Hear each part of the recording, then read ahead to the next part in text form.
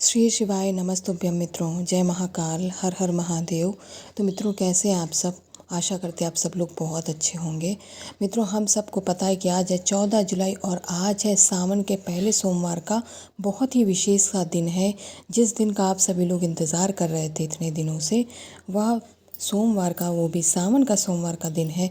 यानी सावन के सोमवार होने से आज के दिन की महत्ता और अधिक बढ़ जाती है। आज हम सभी लोग अपने घर में प्रदोष काल में रात्रि में 8 बजे तक आटे का एक गोल दीपक लगाएंगे, जिससे आपके पूरे परिवार में जो खुशियाँ हैं सदा बरकरार रहेंगी। मेरे साथ वीडियो में लास्ट तक बने रहिएगा और जानेंगे 3 उपायों को।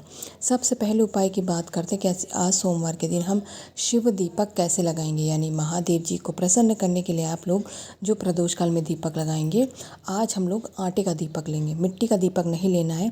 और आटा वो नहीं जो घर के सभी के लिए रोटियां बनाने के लिए गूँथा जाता है, उस आटे का प्रयोग नहीं होगा, बल्कि थोड़ा सा आटा आप अलग पात्र में गूँथ लेंगे, उसका एक छोटा सा दीपक बना लेंगे। जिस शेप में, जिस आकार में आप बना सकते हैं बना लीजिएगा। उसके बाद में इसमें जो आज बाती लगाई जाए मित्रों, महादेव जी के लिए लगाई जा रही, तो गोल बाती का प्रयोग किया जाएगा।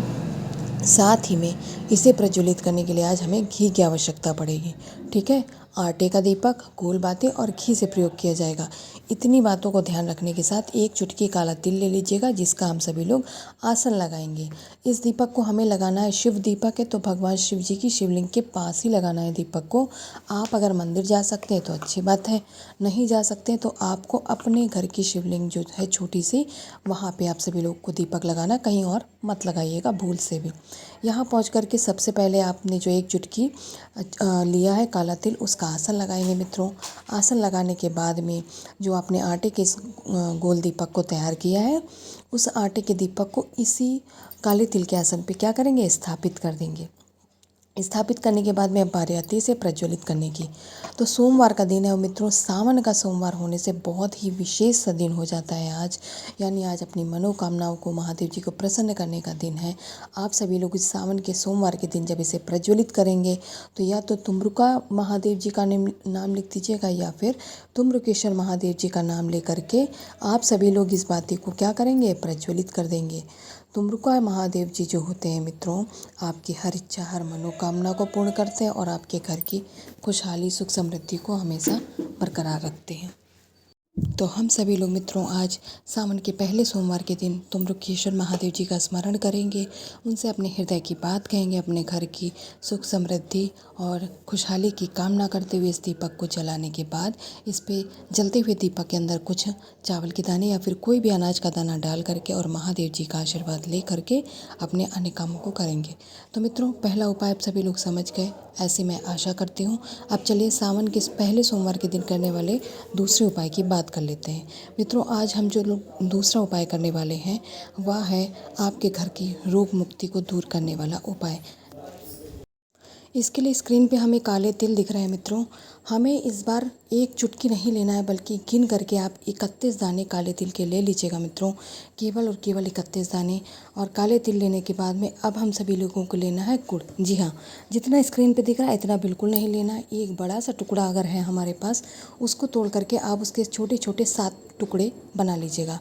अगर छोटे छोटे ही टुकड़े हैं तो 7 गिन करके गुड़ के टुकड़े आपको ले लेने हैं। बड़ा है तो छोटा, और छोटा है तो छोटे ही ले लीजिएगा। ठीक है, 7 टुकड़े गुड़ के लेने के बाद साथ ही में जो 31 काले तिल लिए हैं, इन्हें लेने के बाद मित्रों अब हम सभी लोग तैयार करेंगे महादेव जी के लिए जलाभिषेक के लिए जल। इसके लिए आप लोगों को तांबे का एक कलश लेना है, उसके अंदर अपने घर का शुद्ध जल लेंगे और जल के साथ में सावन का सोमवार का दिन है, बहुत विशेष दिन है, तो गंगा जल भी लेंगे। और रोग मुक्ति के उपाय में गंगा जल का तो डालना अनिवार्य ही होता है। इन चीज़ों को लेने के बाद में अब इस कलश को उठाएंगे और पहुंच जाएंगे देवाधिदेव महादेव भगवान शंकर के शिवलिंग के पास। यहाँ पहुंच करके उत्तर दिशा में मुख करके खड़े हो जाइएगा मित्रों।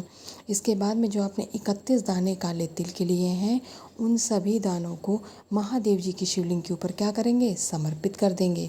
काले तिल समर्पित करने के बाद में अब आपके पास जो 1 लोटा जल है, जो जलाभिषेक के लिए लेके आए मित्रों, उसे आप सभी लोग महादेव जी की शिवलिंग के ऊपर उस रोगी व्यक्ति का नाम और गोत्र का नाम बोल करके, साथ ही में श्री शिवाय नमस्तुभ्यम मंत्र का जाप करते हुए उस कलश के जल को समर्पित कर दीजिएगा। जल समर्पित करने के बाद जब वह महादेव जी की शिवलिंग से पूरी तरीके से नीचे गिर जाए, यानी महादेव जी की शिवलिंग जब सूखी हो जाए, तब आपको उठाने हैं वो 7 गुड़ के टुकड़े। उन सातों गुड़ के टुकड़ों को महादेव जी की शिवलिंग के ऊपर आप सभी लोग कुंदकेश्वर महादेव जी का नाम लेकर के समर्पित कर दीजिएगा। जब गुड़ के टुकड़े रखेंगे, दोनों हाथ जोड़ करके महादेव जी से निवेदन करेंगे कि वह इन गुड़ के टुकड़ों को क्या करें, औषधि बना दे। औषधि मांग करके आप इन गुड़ के टुकड़ों को उठा लीजिएगा। अपनी मनोकामना उस रोगी व्यक्ति के लिए कहने के बाद में अपने घर पे जाएंगे और उस रोगी व्यक्ति को आपको 7 दिन लगातार इन गुड़ के टुकड़ों को खिलाना है, जिससे उसके शरीर का जो भी रोग है बहुत जल्दी दूर हो जाएगा। 2 उपायों की बात कर ली है। अब तीसरे उपाय को बताने से पहले आप लोग जो पहली बार मेरे चैनल पे आए वो मेरे चैनल को सब्सक्राइब और वीडियो को लाइक करना बिल्कुल भी ना भूलें। अब चलिए तीसरे और अंतिम उपाय की बात कर लेते हैं, जो कि आप इस सावन के सोमवार को करने वाले हैं।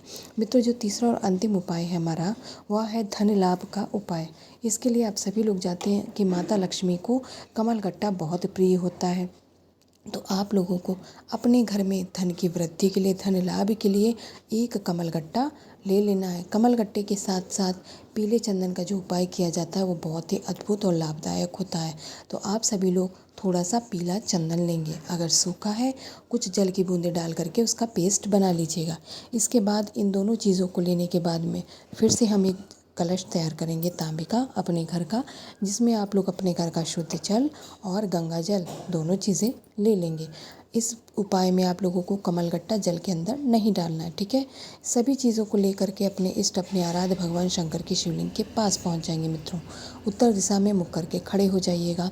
आपने जो एक कमलगट्टा लिया है उसे, उसके ऊपर में पीले चंदन का लेपन इस तरीके कीजिएगा कि वो कमलगट्टा आपका पूरी तरीके से पीला हो जाएगा और उसे महादेव जी की शिवलिंग के ऊपर समर्पित करेंगे। मित्रों, माता रिद्धि और माता सिद्धि का नाम लेकर के अपने घर में धन की कामना, धन की इच्छा, धन की बढ़ोतरी की कामना करते हुए इसी कमलगट्टे के ऊपर आप सभी लोग जो एक कलश जल लेके गए हैं उसे श्री शिवाय नमस्तुभ्यम मंत्र का जाप करते हुए मित्रों समर्पित कर दीजिएगा। जब आप जल समर्पित करेंगे तो इस पीले चंदन के ऊपर जैसे आप डालेंगे उससे महादेव जी का शिवलिंग भी पूरा पीला पीला हो जाएगा और उनका श्रृंगार होगा। बहुत अद्भुत और बहुत सुंदर प्रतीति होगी मित्रों जब आप इस जल का जलाभिषेक करेंगे। जल समर्पित करने के बाद में बस यही विनती रहेगी महादेव जी से कि माता लक्ष्मी का वास आपके घर में सदा रहे। माता रानी की कृपा से आपसे, आपके घर से कभी भी धन लक्ष्मी माता कभी भी रुष्ट ना हो। इसके बाद में उस कमलगट्टे को उठा करके अपने घर के तिजोरी अलमारी में रख लीजिएगा। तो मित्रों, मैंने अपनी तरफ से पूरा प्रयास किया आप लोगों को तीनों उपायों को समझाने का। मैं आशा करती हूँ आप लोग यह उपाय समझ गए होंगे। तो इस सावन के पहले सोमवार के दिन इन उपायों को ज़रूर करिएगा। प्रदोष काल में महादेव जी के लिए गोल बाती का दीपक लगाना मत भूलिएगा। मित्रों, महादेव जी का आशीर्वाद आप पर सदा ऐसे ही बना रहे। श्री शिवाय नमस्तुभ्यम।